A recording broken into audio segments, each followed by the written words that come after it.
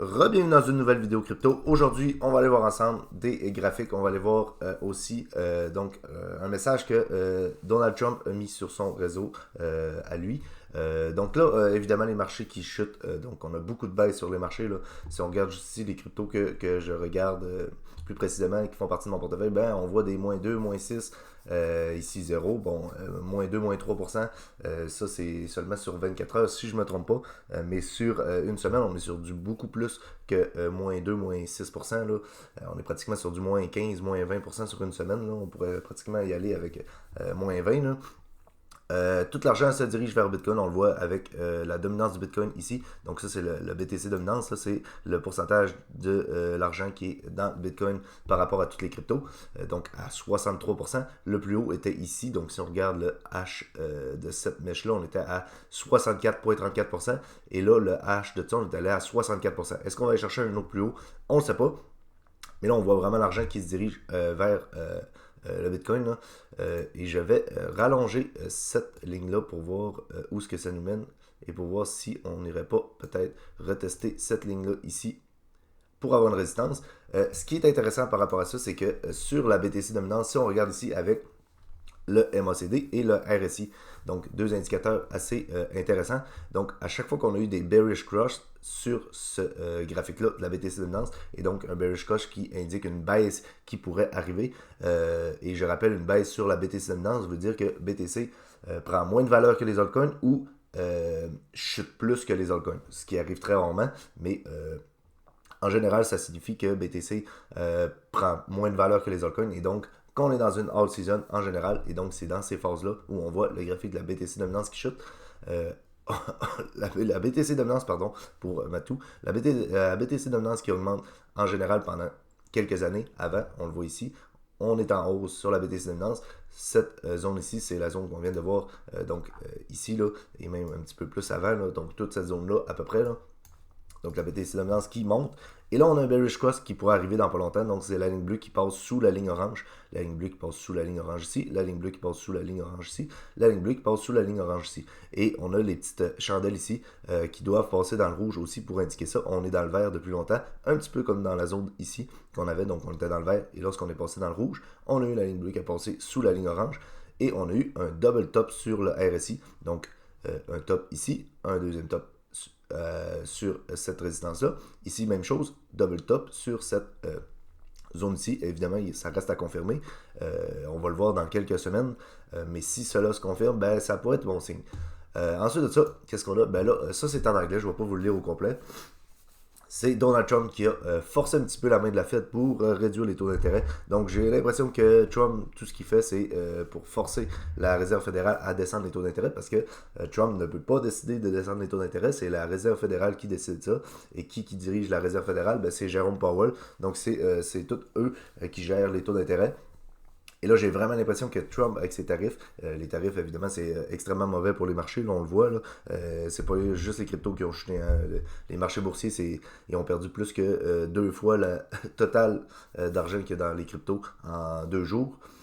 Donc, ça équivaut à peu près à 6 trillions d'argent qui a été enlevé des marchés boursiers en 2 jours la semaine dernière. Donc, les tarifs sont vraiment pas bons pour les marchés. Et j'ai l'impression que Trump, il a des idées derrière la tête pour faire chuter les marchés, faire peur un petit peu à la Réserve fédérale pour les forcer à descendre les taux d'intérêt. Et lorsqu'on a des baisses de taux d'intérêt, ben là, c'est là que ça devient bon pour les marchés. Évidemment, c'est moins cher aussi d'emprunter de l'argent pour se créer de la dette. Et donc, Trump, je pense que c'est son idée derrière la tête. Il n'arrête pas de faire des messages concernant les taux d'intérêt qui doivent être baissés. Et il parle directement à la Réserve fédérale. Là. On peut le voir à peu près ici, là, de Slow Moving Fed Should Cut Trade. Donc, la Réserve fédérale qui bouge très lentement.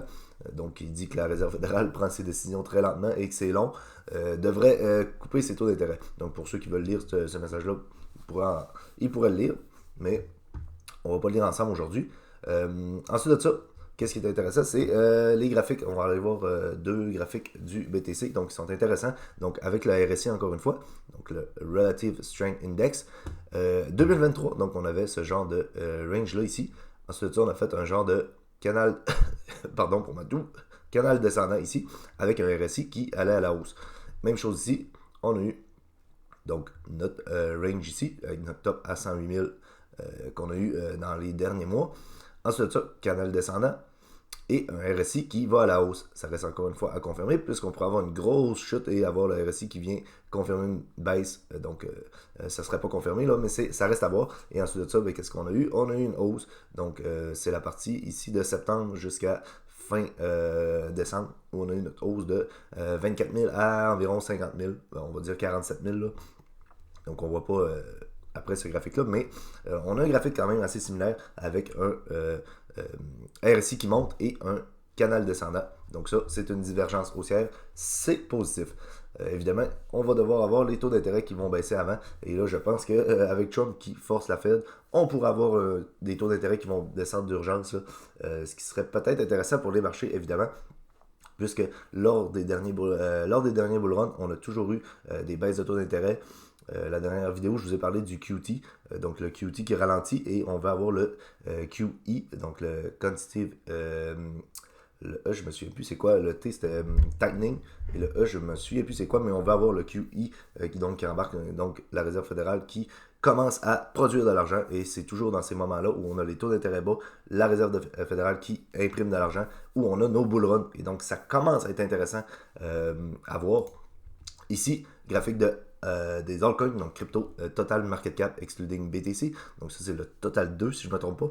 La première all season, on a eu toujours donc notre légère hausse. On avait toujours des bas de plus en plus hauts ici avant d'avoir la grosse hausse. Ensuite de ça, pour la all season, la deuxième all season, on avait un genre de W ici avec des bas toujours de plus en plus hauts. Et les mèches qui allaient en dessous de cette ligne-là, mais on prend les clôtures, là. Donc les bas toujours de plus en plus hauts avant d'avoir notre hausse. Et là, on a eu nos bas de plus en plus hauts, donc lors de 2023-2024. Et on n'a pas encore eu notre force haussière aussi importante qu'on l'a eu lors des deux dernières all-season. Donc ça, c'est intéressant à voir aussi. Mais évidemment, ça va prendre la même chose. Des taux d'intérêt qui descendent et la Réserve fédérale qui imprime de l'argent. Donc, on va avoir des gens qui ont de l'argent pour pouvoir investir et pas de l'incertitude dans le marché non plus. L'incertitude dans le marché, ça reste toujours mauvais.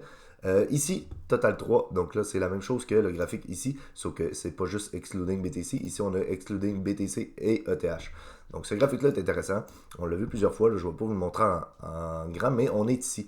Donc on voit que on a descendu sous les 0.5 de Fibonacci, donc à partir ce Fibonacci-là est tracé donc du plus bas jusqu'au plus haut, c'est une extension de Fibonacci, donc on prend le bas ici, on le reporte au haut ici et au bas ici. Ensuite de ça, ça nous donne une zone, pardon pour la toux, une zone d'extension de Fibonacci. Donc, c'est toutes ces couleurs qu'on voit ici, là.